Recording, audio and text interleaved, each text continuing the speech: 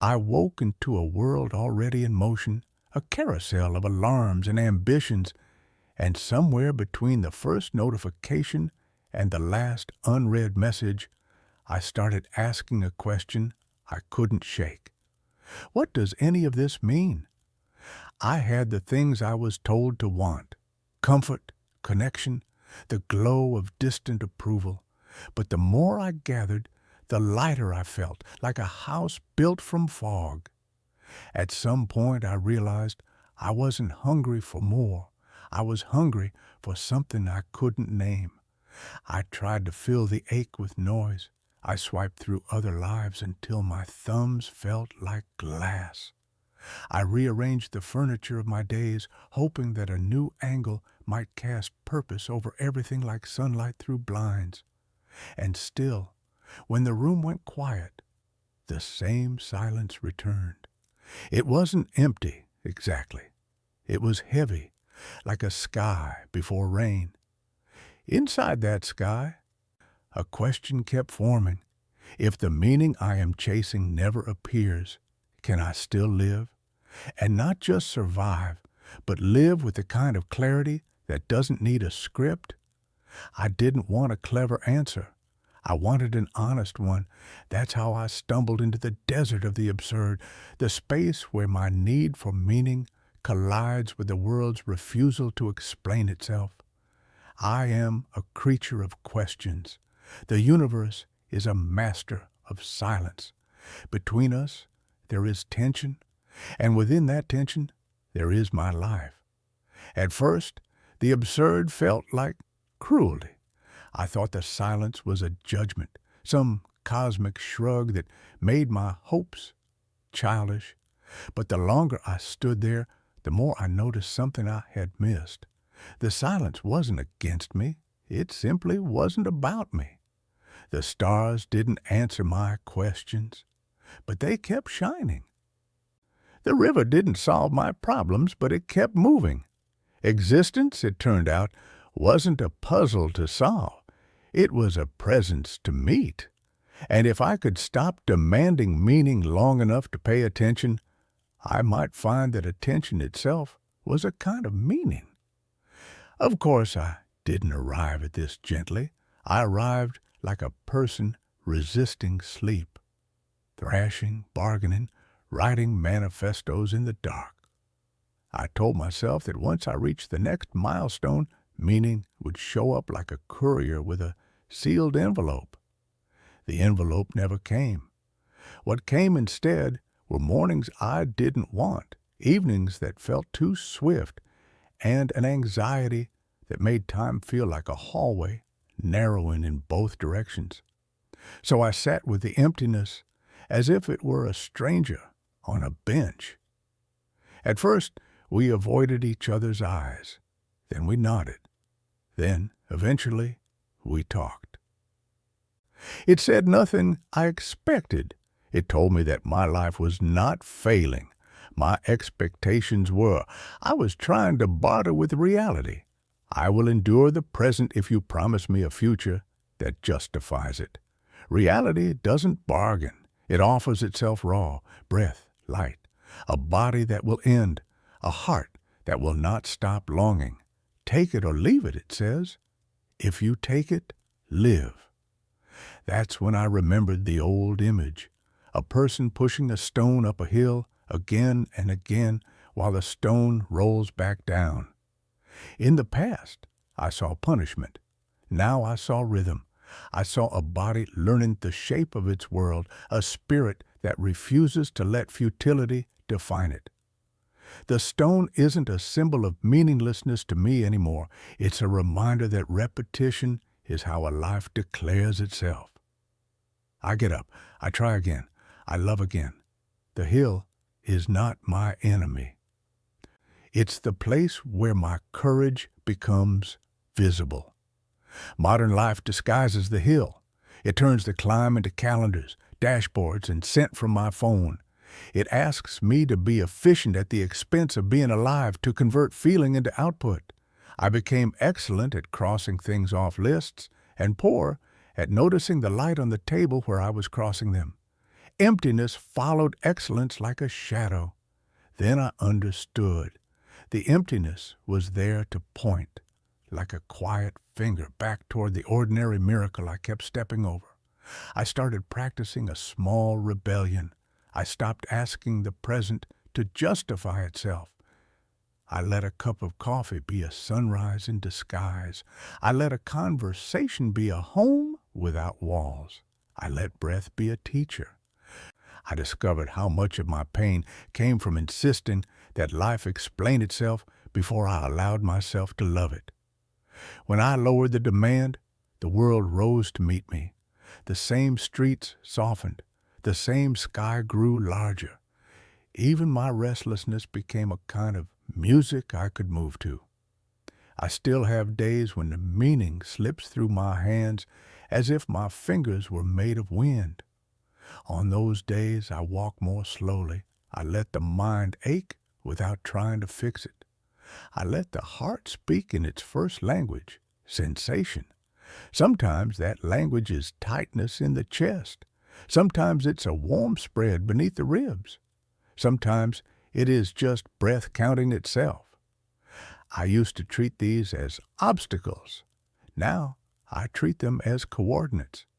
They don't tell me where I'm going, but they confirm where I am. There's a courage I didn't know I had. And it doesn't look like heroics.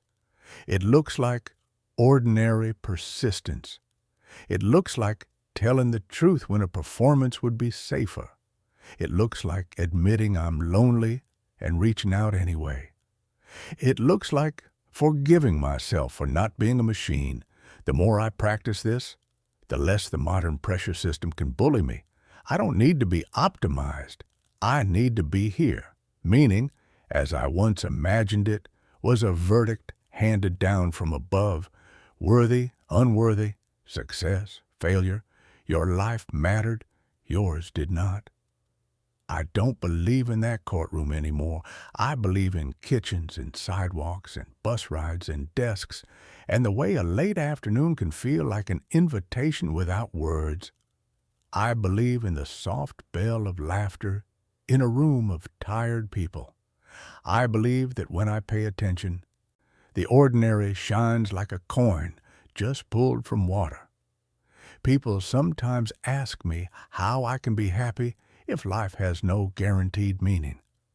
I tell them I learned to separate happiness from conditions. When I stop making joy depend on an explanation, joy stops hiding.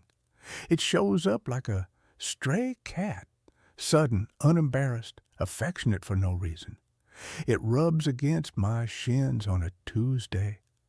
It sits with me on a Wednesday when the email goes unanswered.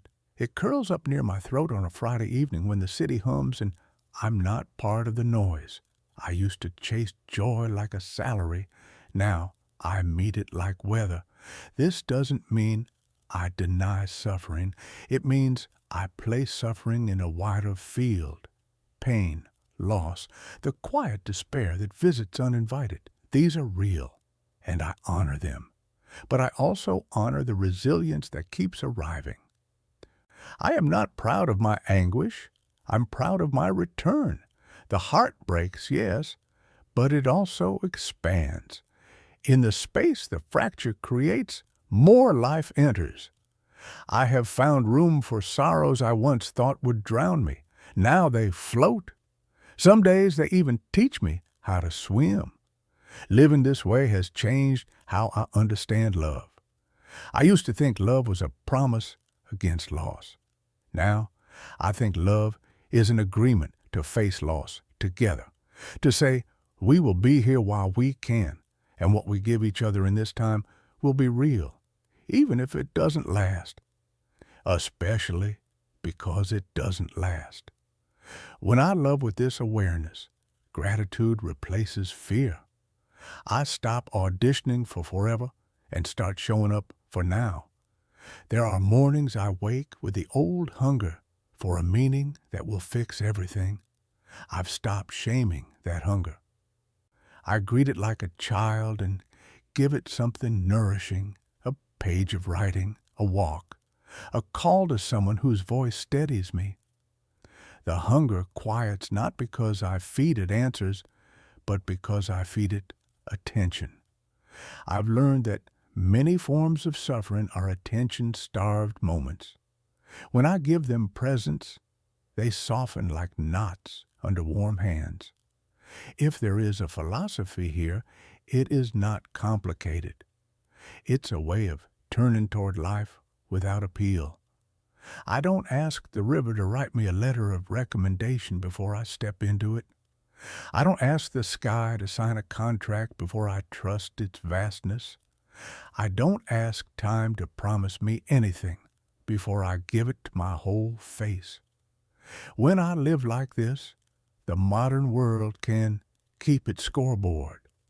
I'm playing a different game, one measured in breaths, not trophies. I still push my stone. The hill is still a hill, but I have changed the way I climb. I don't climb to escape the valley. I climb to feel the ground. I don't grip the stone as a curse. I hold it as proof that I can meet weight with willingness.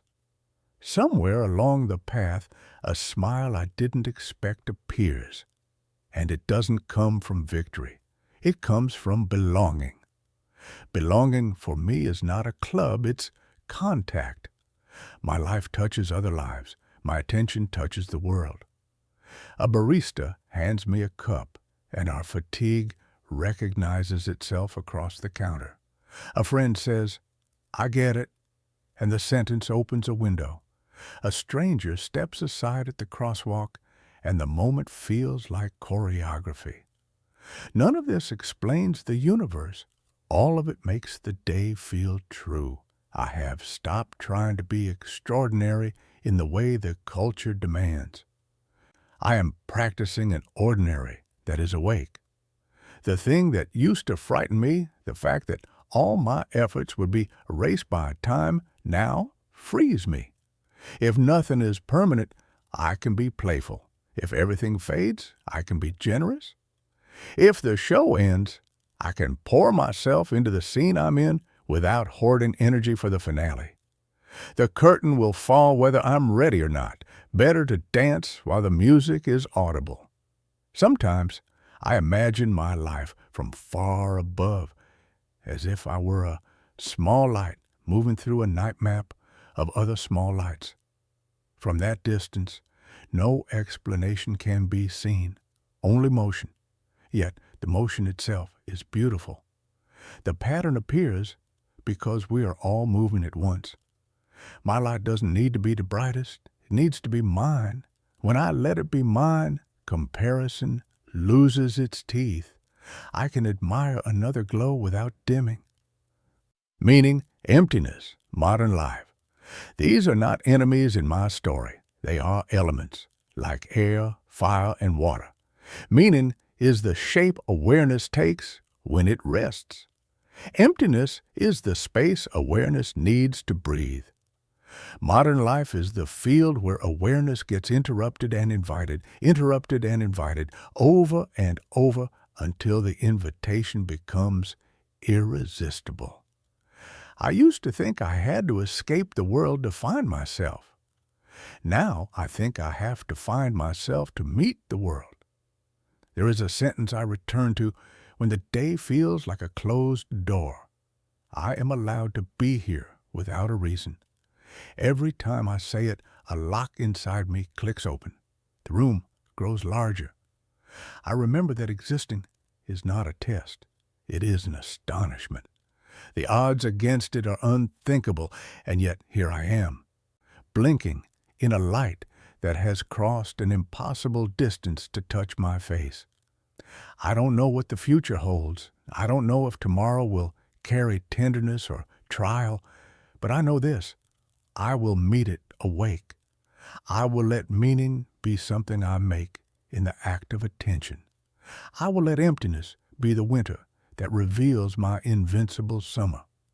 I will let modern life be my practice ground, noisy and luminous, where I learn to return to myself again and again without apology.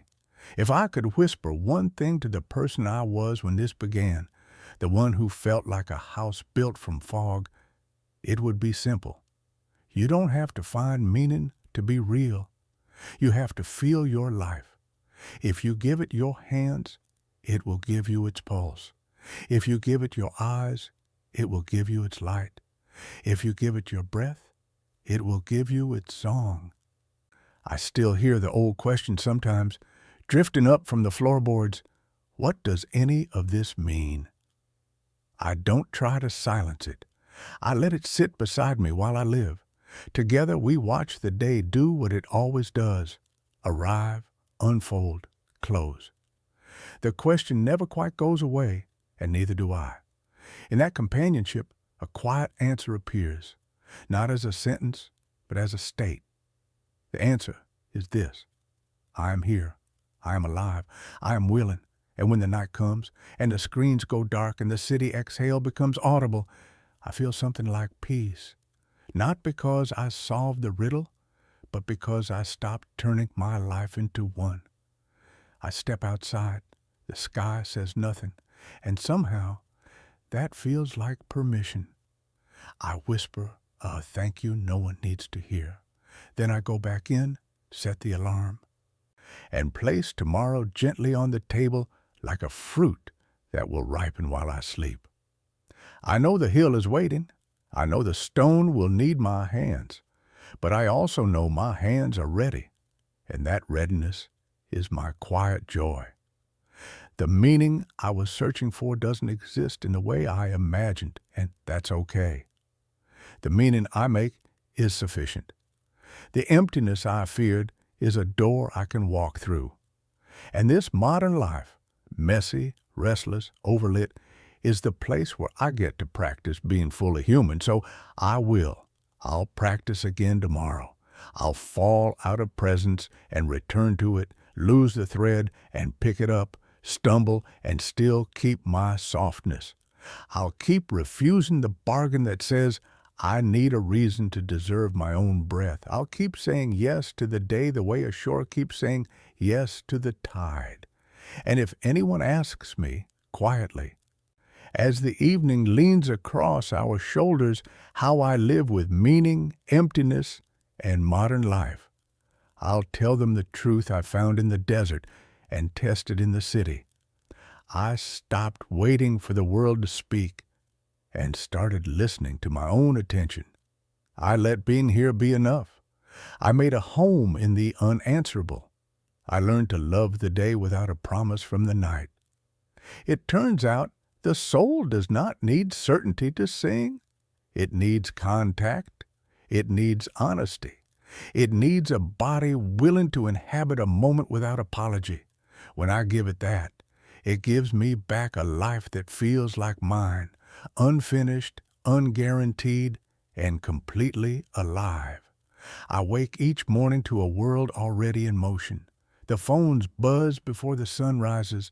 The city hums like a machine that never stops. Somewhere between the first message and the last reminder, I forget that I'm alive. I move, I answer, I achieve. But beneath it all, a question follows me like a quiet shadow. Why does none of it feel enough? There are moments when everything looks perfect on paper, and still the soul feels vacant. It's a peculiar kind of hunger, the kind that doesn't know what it wants to eat. I scroll through lives brighter than mine, smiling faces, vacations, successes, and still something inside me whispers, you are missing something. The whisper doesn't explain what. It just lingers, a faint ache in the background of every achievement. I used to think this emptiness meant something was wrong with me. I tried to outrun it by being busy, by collecting reasons to exist. Projects, plans, people. I thought that if I filled every silence with sound, the question would die in the noise. But silence has patience. It waits, and when the noise stops, it returns, gentle but unyielding. It was in that silence that I first met Camus. Not the man himself, but his words. his way of standing before the vast indifference of the universe without flinching. He spoke of the absurd, of the human mind that craves meaning in a world that gives none. For the first time, I felt seen, not by another person, but by a philosophy that didn't try to fix the void. It simply described it honestly, without panic. Camus said, "The world is neither cruel nor kind. It simply is." And yet, we demand explanations from it, as though the sky should apologize for being silent. We want the stars to tell us why we suffer, why we love, why we continue. But the stars have never answered, and still they shine. That, Camus said, is the absurd, the clash between our hunger for clarity and the world's perfect indifference. I realized I had been living inside that clash for years. Every time I tried to find a grand reason for my life, I ended up crushed by its absence. Every time I tried to surrender to numbness, I ended up longing again. It was a pendulum I couldn't stop. Camus didn't offer escape, he offered awareness. The idea that we can live with the absurd, even find joy in it, if we stop asking the universe to justify itself. At first, that sounded like surrender. But it wasn't. It was freedom. If life has no pre-written meaning, then I am not bound to any script. The emptiness I felt wasn't proof that life was broken. It was proof that I was free to create meaning myself. That realization didn't erase the pain, but it changed its texture. The ache became fertile. It started to feel like space instead of failure. In modern life, we confuse fullness with meaning. We think the more we have, the more we are. But abundance without depth is still hollow. We fill our calendars until there's no room for breath, and then we wonder why the air feels thin. The truth is, most of us are afraid of stillness, because stillness exposes the absence of certainty. We'd rather be exhausted than empty, but emptiness is not an enemy. It's a teacher. It's the space where awareness begins. When I stopped trying to fill it, I started hearing life again, not as an idea, but as sound and touch and presence. The wind against a window, the weight of my own body sitting still, the small, almost invisible joy of existing without explanation. Camus wrote about Sisyphus, the man condemned to push a stone up a hill forever, only for it to roll back each time. For most of my life, that story felt like my own. Work, rest, repeat, effort without a rival. But Camus said something radical, that we must imagine Sisyphus happy. Because once Sisyphus accepts his fate, the stone no longer defeats him. He becomes one with it. His rebellion is not in escaping the task, but in embracing it consciously. I started to see my own days like that. The meetings, the errands, the endless repetition, they were not prisons. They were the terrain of my awareness. The question was not how to escape them, but how to inhabit them fully. The absurdity of life doesn't vanish when we understand it. It softens when we participate in it willingly. There are mornings when I wake up heavy with the old ache. I still feel the pointlessness pressing against my ribs, but now I meet it differently. I breathe into it. I let it sit beside me. I don't demand that it leave. The pain has become part of the landscape, like a shadow that reminds me of light. Meaning, I've learned, is not something waiting to be found. It's something I create in the act of paying attention. When I stop racing ahead of the moment becomes enough. When I really listen to a friend, to music, to rain, I feel something close to peace. It's not happiness exactly, but a steadiness, a quiet recognition. I am alive, and that is miracle enough. The modern world teaches us to chase happiness like a career, but happiness is not a possession. It's a byproduct of presence. It arrives when I stop trying to deserve it. It's in the breath before the answer, in the smile that comes without reason. It's in the simple, unremarkable moments that no one photographs. I no longer believe that meaning is something waiting beyond the hill. The hill itself is meaning, the struggle, the repetition, the awareness. Every day I push the stone, and every day it rolls down again. But now I smile because I understand that the act itself is my defiance. I live because I choose to live, not because the world makes it easy or logical. Sometimes I think the emptiness will never leave me, but maybe it's not meant to. Maybe emptiness is the space where freedom breathes. Without it, I would have no reason to create, to reach, to love. The void is not a hole to fill. It's a sky to navigate. It's the quiet reminder that nothing is guaranteed, and that's what makes everything precious. When I look around, I see that everyone carries their own version of this emptiness. The man on the train staring at his reflection. The woman in the cafe scrolling as if searching for a signal from another life. The child who asks questions no adult can answer. We are all holding stones. We are all walking up hills that no one else can climb for us. And maybe that's what connects us, not shared meaning, but shared absurdity. Camus once wrote that the struggle itself is enough to fill a man's heart. I didn't understand that when I first read it. Now I think I do.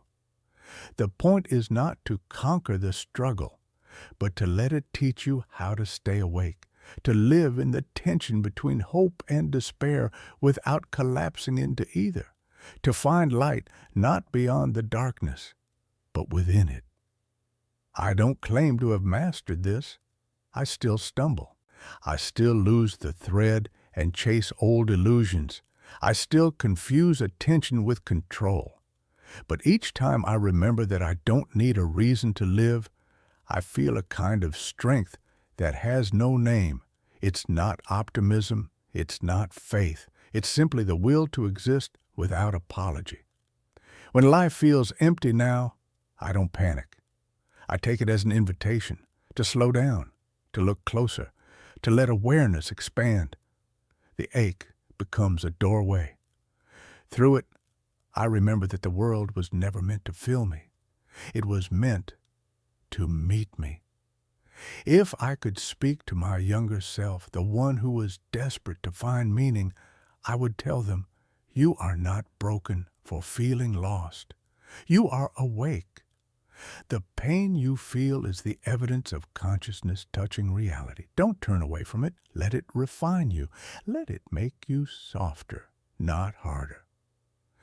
Meaning is not hidden in the stars. It's hidden in the act of looking up at them. It's in the decision to keep moving even when you know everything ends. It's in the courage to love a world that doesn't promise to love you back. So when the day ends and the sky turns indifferent again, I remind myself, this is what it means to live absurdly, to carry the silence, to hold the question, and still choose to care. I used to think that the absence of meaning was a wound. Now I see it as a kind of clarity. It strips away the lies and leaves only what's real, breath, presence, awareness. It leaves me with life itself, fragile, temporary, unexplainable, beautiful. The universe will never explain itself to me, but that doesn't matter anymore because I no longer need an explanation to feel the sun on my face. I no longer need a purpose to feel the pulse beneath my skin. I no longer need answers to say yes. And maybe that is the quiet victory Camus was talking about, to live as if life were enough simply because it is. To stand in the middle of the emptiness, heart open, and whisper, I am here, and that is reason enough. Still, there are nights when it feels like the silence grows teeth. The kind of silence that sits on your chest and whispers that none of this matters, that all the words, all the effort, all the love will fade like chalk and rain. In those moments, I return to the smallest, simplest truth. I am still breathing. The breath does not need a reason to happen. It just happens. Maybe meaning works like that too. It doesn't need justification. It needs participation. I think that's what Camus meant when he said, we must live without appeal, not without beauty or joy or love, but without the expectation that life will reward us for them. The act itself becomes the reward. The love itself is enough. The laughter itself is enough. The day, with all its imperfection, is enough. For so long, I thought I was chasing peace, but I was really chasing control. I wanted the story to make sense before I allowed myself to rest. But peace isn't the end of that story. It's the surrender of the need for one. It's the moment you stop asking why and start asking how. Not why am I here, but how can I be here fully? When I live like that, the world stops feeling like a test. It becomes a conversation. The tree outside my window doesn't have a purpose, but it grows anyway. The wind doesn't plan its direction, yet it finds its way through every space. Why should I be any different? Some days I imagine the absurd like a vast ocean, and I'm a small boat adrift on it. I used to panic, searching for a shore that doesn't exist. Now I've stopped rowing so hard. I've started learning how to float, to feel the water hold me, not as a promise, but as an experience. The sea does not care about me, but it carries me just the same. Maybe that's love too, not a cosmic plan, but a kind of buoyancy, something that holds us even when we can't see the horizon. I've come to see that meaning is not something we earn after we suffer. It's something that grows quietly inside the suffering itself. Every heartbreak, every disappointment, every loss, it all becomes material for understanding. The pain is not a punishment, it's a pulse. It reminds me that I'm still here, still feeling, still capable of awe. Sometimes I think the reason life feels empty is because we've mistaken stimulation for connection. We fill our minds with so much motion that we forget how to be still enough to notice the world. I used to think that silence was the enemy. Now, I know it's the doorway. When I sit quietly, I realize that meaning doesn't hide in the future. It reveals itself in the moment I stop running from now. The mind races ahead, but the soul lives here, in this inhale, this heartbeat, this trembling awareness that I exist. The fact that I can feel emptiness means I'm still in dialogue with life. The void is not the absence of meaning, it's the space where meaning happens. Camus once wrote, "Live to the point of tears." I used to think he meant sadness, but I think he meant intensity, to live so fully that the edge between joy and sorrow dissolves. To be so awake that even the simplest thing can move you, a shadow, a song, the warmth of someone's hand. When I live like that, the smallest things become vast. The day no longer feels like a hallway I must rush through. It becomes a cathedral I can walk inside. The emptiness doesn't disappear. It turns to echo, to space, to resonance. And in that space, I hear life humming quietly, patiently, beneath the noise. There are moments when I catch myself smiling for no reason, not because everything is fine, but because I see everything clearly, its fragility, its absurdity, its fleeting beauty. And I love it anyway. I love it because it's temporary. I love it because it hurts. I love it because it doesn't promise to last. And that honesty makes it sacred. This, I think, is what Camus found in his rebellion, the strange joy of being alive despite everything. To rebel is to keep saying yes in a universe that says nothing. It's to turn the silence into song, the despair into dance. It's to look at the world's indifference and meet it with tenderness. Every time I do something kind without reason, I feel that rebellion. Every time I create something that might vanish, I feel it. Every time I choose to love knowing it will end, I feel it. That is my quiet defiance against meaninglessness, the decision to live beautifully even when beauty fades. And so, the question is no longer, why does life feel empty? The question is, what can I fill it with? Not with possessions, not with explanations, but with presence, with awareness, with love that asks for nothing back.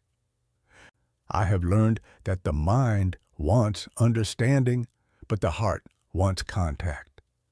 The mind says, explain it. The heart says, experience it. Meaning belongs to the heart, not the intellect.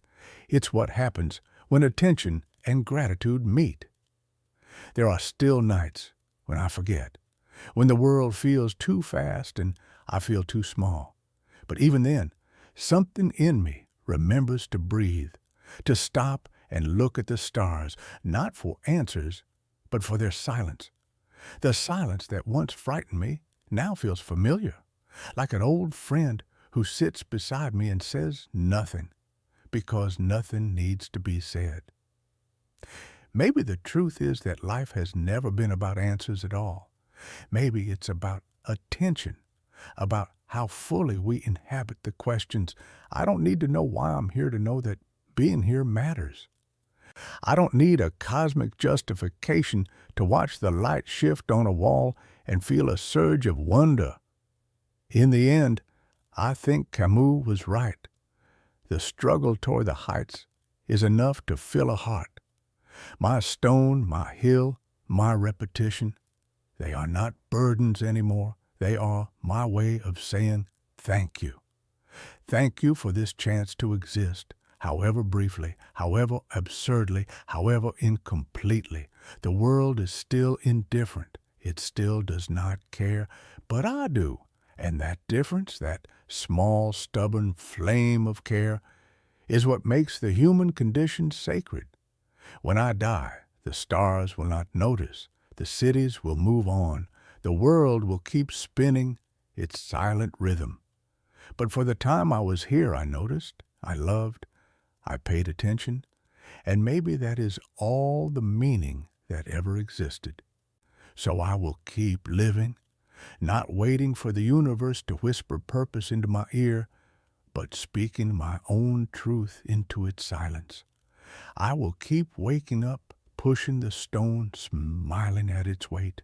I will keep making tea, writing words, holding hands, standing in rain. I will keep saying yes, not because it makes sense, but because it's beautiful that it doesn't. If meaning never arrives, that's fine. I'll meet its absence with presence. I'll meet the void with wonder. I'll meet the silence with my own voice, steady, human, absurd, alive. Because that's all I've ever really wanted, not certainty, but aliveness. Not perfection, but participation. Not an answer, but the chance to keep asking. And so I keep walking, aware of the emptiness, grateful for it, because it's what makes every heartbeat sound like a miracle. The world offers me nothing, and somehow that's the most generous gift of all.